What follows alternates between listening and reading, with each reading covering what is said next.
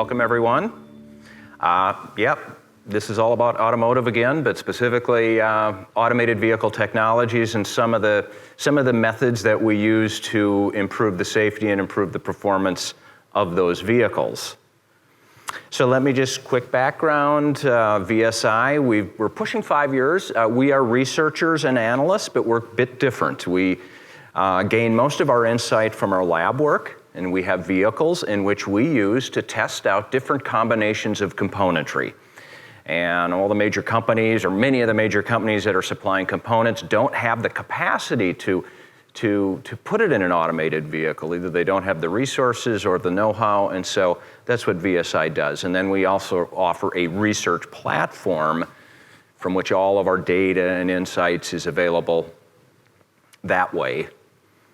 I come from IHS Automotive. Prior to that, I was senior director there for their automotive practice. So I've been in the space for a bit now, many years actually. And we're kind of a hybrid sort of company. I mean, based on our activities, at the end of the day, we're largely industry research and advisory, but we also have the capacity and the capability to be engineering services.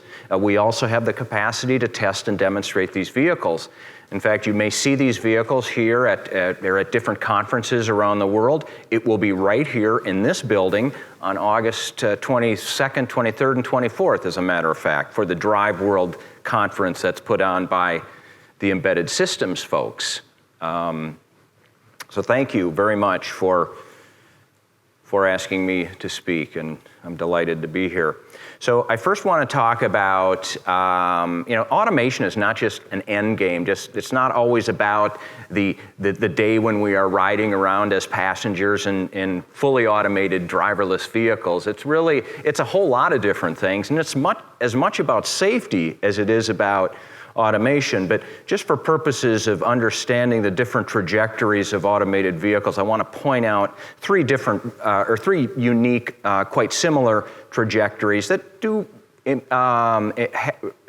utilize a different set of technologies.